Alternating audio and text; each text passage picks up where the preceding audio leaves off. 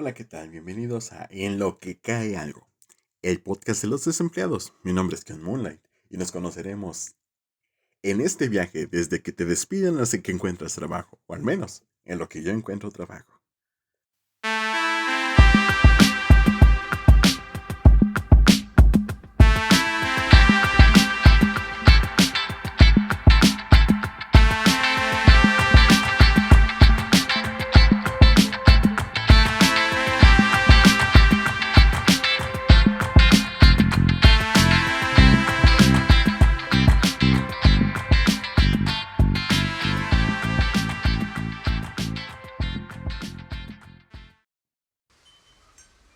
¿Alguna vez han pensado en cuánto extrañan estar en la universidad? Aprovechando que estoy desempleado y no tengo nada que hacer, me puse a pensar en cosas que hacía en el trabajo o cosas que hacía en la universidad. Y he de decir, se extraña la universidad. La diferencia es la cantidad de dinero que percibís. Algunos viven de becas, otros los apoyan sus papás, pero al final de cuentas es una experiencia que nunca olvidas. Hay que pensar que en la universidad teníamos situaciones muy específicas. En mi caso, los queridísimos paros, las huelgas, los viernes de peda con los cuates. Todo eso costeado por las becas que nos pagaba la institución donde iba. Eran momentos muy divertidos, que tienen una cantidad de anécdotas sorprendentemente estúpidas y sorprendentemente divertidas, que cuando las recuerdas ya cuando eres más veterano, es una situación mágica, que te transporta a esos días que añoras con tanta nostalgia. Entonces, la universidad era una época maravillosa, que constaba de siempre estar luchando contra alguien enfrente que te decía qué hacer, cómo hacer y por qué hacer. Algunos teníamos aires libertarios y tratábamos de llevar nuestra forma de pensar hacia adelante, impulsados por la necesidad de ser escuchados y oponiéndonos a esa persona de autoridad rígida y a veces un tanto incitante a la rebelión, como era el profesor, el ingeniero, el maestro o el doctor que tenías frente de ti, que muchas veces sabían más que tú, otras no sabías ni por qué estaban ahí, pero bueno, eso era lo que hacía que la universidad tuviera ese pequeño sazón, ese pequeño toque de momento entrañable o memorable de tu vida, de nuestras vidas en específico. Pero de repente te gradúas y llega una realidad diferente. Entras a trabajar. Cuando entras a trabajar es algo muy similar a tu primer día de clases. No conoces a nadie. Si eres como yo, un tanto asocial, les haces la cara fea a todos durante semanas, esperando que alguien se digne a hablarte. Y eso pasa. Siempre hay un chico que piensa que no eres lo suficientemente amargado como para poder entablar una conversación contigo. Una compañera que es todo amor y dulzura y que piensa que eres el menos bobo del entorno. Sobre todo porque eres el nuevo, eres el que no conocían. Y sobre todo en el primer día, todo el mundo te trata con alfileres para que no te sientas desplazado. Es chocante, frustrante y desesperante, al menos para mí. No sé para ustedes.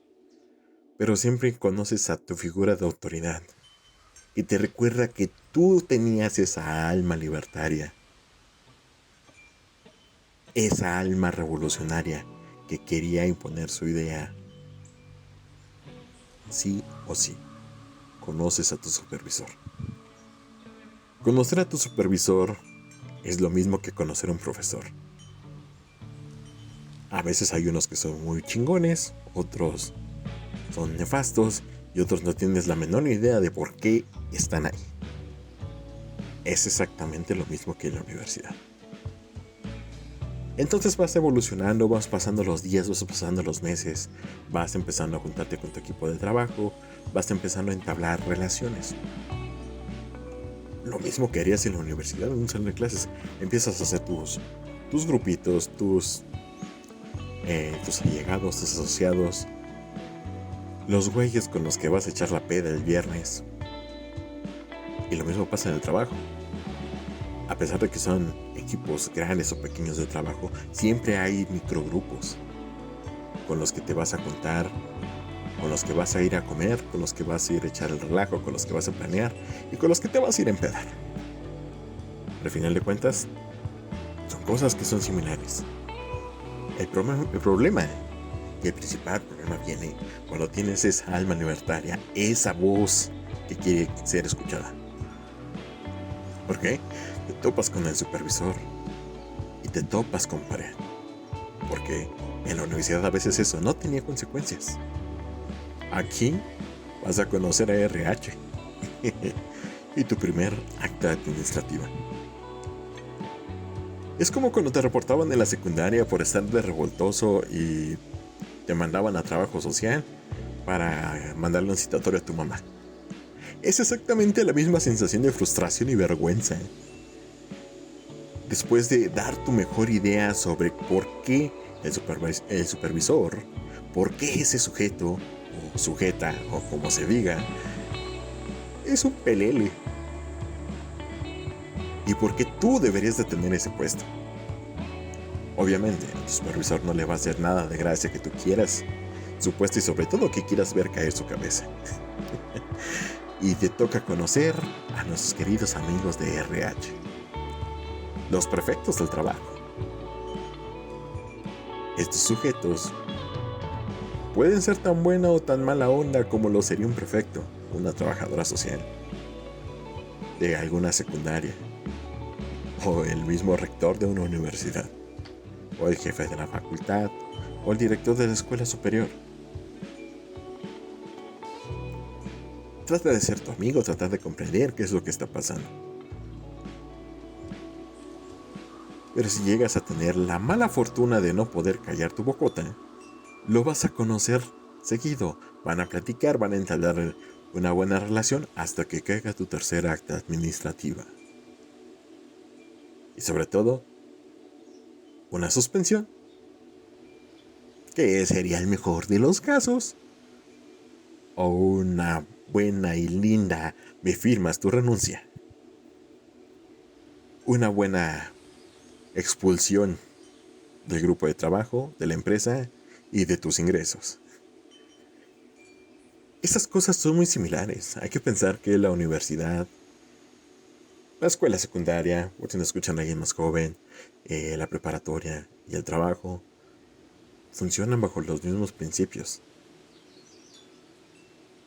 Son cosas muy similares a las cuales nos estamos adecuando desde muy jóvenes. Pero al final de cuentas, siempre falta ese algo especial que te hace querer regresar a esos momentos de cuando estabas en la universidad. Las idas a echar las retas porque mataste clase, porque no vino algún profesor. Completamos los 50 varos para la caguama, güey. Vamos a banquetear al lado de las gradas. Eso es una de las cosas que podríamos decir que podemos extrañar. Porque era una camaradería que no podrías y no vas a poder y no vas a encontrar en algún otro lugar. Disculpen por ahí algunos hipillos de en mi forma de hablar. Tenía un estornudo salvaje que quería salir. Pero retomando, esta camaradería que teníamos en la universidad es difícil de encontrar en un trabajo. En un trabajo es muy difícil llegar a tener un amigo entrañable. La única forma que llegues a tener un amigo entrañable en el trabajo es porque lo conoces de fuera. Porque adentro ya es una competencia. Podrán tener la mejor relación, las mejores intenciones. Sobre todo esas intenciones de quererse apoyar. Pero en el trabajo empiezas a ver ciertas actitudes de que alguien quiere comerse lo que tú estás comiendo. Alguien quiere tener lo que tú estás teniendo. Alguien quiere tener el éxito que tú estás teniendo. Y se empieza a volver en una cacería. Y en algún momento te voy a hacer caer para yo quedarme lo que tú estás haciendo. Quedarme con ese puesto que tú tienes. Quedarme con lo que tú eres. Y eso es lo que ya no encuentras en el trabajo. Esa camaradería. Esas ganas de... Bueno, disculpa por esa pequeña interrupción. Es que aquí en la zona donde vivo hay un festejo religioso y hay un castillo de pirotecnia. Entonces, la pirotecnia y su ruido estaba a todo lo que da. Estoy relativamente cerca, entonces sí. Una pequeña interrupción así abrupta de lo que estaba diciendo. Y hablábamos sobre la falta de camaradería que podemos llegar a encontrar en algunos casos, en algunos sitios de trabajo, porque muchos quieren lo que tú tienes. O sea, eso es cierto. Y entonces es cuando extrañas esa camaradería. Esas personas que suman a lo que tú eres y tú puedes sumar a lo que ellos son. Y yo tengo otras personas entrañables en esa área, en esa situación. Al final de la carrera, tengo una del principio de la carrera con la que ya no tengo contacto, que fue mi mejor amigo durante los primeros semestres hasta que decidió cambiar a nuestra carrera hermana y cambió de turno y dejamos de vernos por circunstancias de la vida. Pero al final de la carrera, pues, encontré a 3 personas muy importantes que generaron muchos cambios y sobre todo apuntalaron a ser una persona con mucha ética y mucha profesionalidad y sobre todo ser una persona humana al poder tratar con los demás. Esas 3 personas fueron mi entrenadora en tiro con arco, en la universidad hice un poco de atletismo, uno de mis mejores compañeros de tiro con arco, mi camarada con el cual pues pasé muchas cosas muy divertidas que me ayudó a no perder el sentido del humor, y una gran compañera, una gran amiga en el cual en el final de la carrera que me ayudó a entender cosas sobre lo que es ser una persona humana, que me hicieron crecer muchísimo. Por eso extrañas esa camaradería al final de cuentas. Y sobre todo pues extrañas sobre todo cosas de los primeros semestres, esas historias de libertad que generaste con tu grupo de tus primeros amigos, tus primeros verdaderos amigos que encuentras, porque regularmente ya los encuentras en la carrera porque ya son adultos con metas definidas en algunos casos, y otros que se están empezando a construir y que en base a eso tú también aprendes a construirte. Pero esa situación llega con amistad y confianza, y sobre todo con historias inolvidables. Yo recuerdo muy bien en mis primeros semestres en la carrera, en la escuela superior, había una alberca, unas gradas dentro de esa alberca donde se practica clavados y natación en la universidad. Y siempre íbamos en la tarde, los viernes, a ver los entrenamientos. Y siempre llevábamos tortas de nuestra tortería de confianza que teníamos cerca de la universidad. Que habíamos juntado dinero para comprarlas entre todos. Eran 4 o 5 tortas para 10, 11 güeyes de primer semestre, y siempre íbamos a comer al mismo lugar. Los viernes, en la tarde, comprábamos la clásica torta de milanesa con quesillo. Y era un momento muy, muy especial porque ese día nos quejamos de los profes, de la cantidad ridícula de tarea que hacíamos en ese entonces, proyectos que para nosotros eran inútiles, que al final de cuentas eran gran parte de la formación que necesitábamos llevar. Alguien sacaba sus frustraciones con el sexo opuesto, o con el propio sexo, que también pasó más de una vez. Y siempre alguien sacaba una botella mágica de alguna bebida de naranja con jugo especial sabor vodka, con la que siempre terminábamos hasta las manitas en esas gradas donde no podíamos bajar hasta que nos corrían de las gradas. Y era una plática tan intensa que teníamos, donde a veces salíamos discutiendo de esa plática y seguíamos discutiendo afuera del área de la alberca, en los estacionamientos, y era una plática que se extendía por semanas. ¿Por qué? Porque a lo mejor o era muy bobo el asunto, o era muy ñoño el asunto, como hablar de Star Wars o algún videojuego, o la clásica por tu equipo favorito, o por qué un güey es tan estúpido como para no poder hablarle a alguien, o por qué en nuestro caso era una escuela superior donde la predomina el sexo masculino, los hombres es la mayoría de la población, y hay casi pocas chicas, pocas mujeres en la carrera. ¿Por qué las mujeres hacen un cambio tan extremo cuando entran a ingeniería?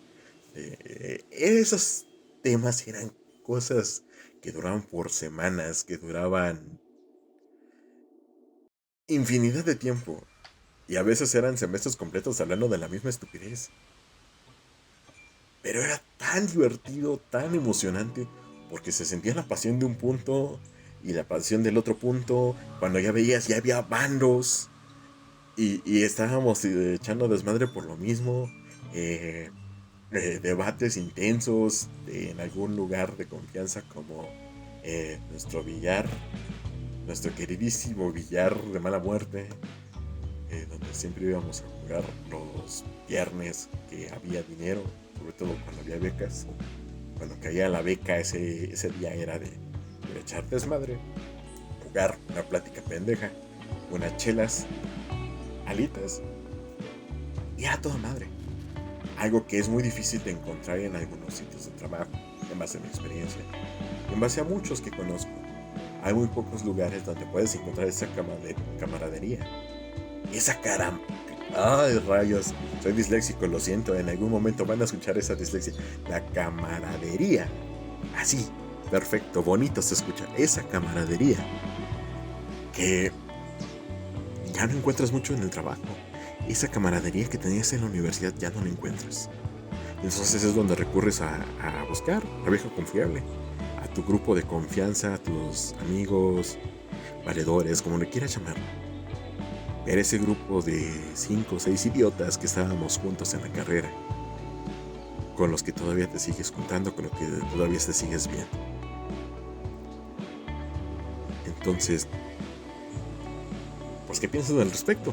La universidad fue una gran época. La época de escuela es una época genial y maravillosa, donde aprendes muchas cosas de ti y de los demás, donde aprendes a ser una persona más humana y tratas de entender cómo funciona el mundo.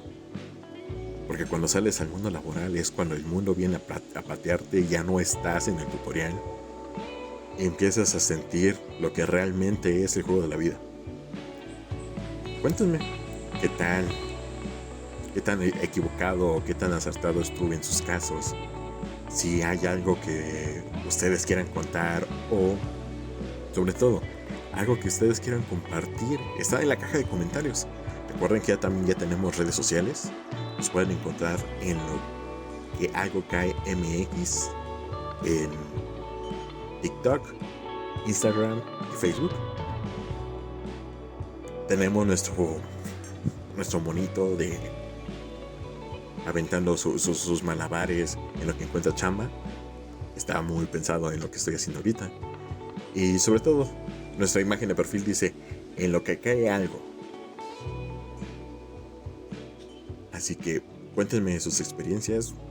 Sobre todo, cuéntenme alguna anécdota. Sería genial poderla leer en algún episodio donde podamos retomar, pues cuánto añoramos estar en la universidad, cuánto añoramos estar en clases otra vez. Así que esto es todo por hoy. Nos vemos hasta la próxima.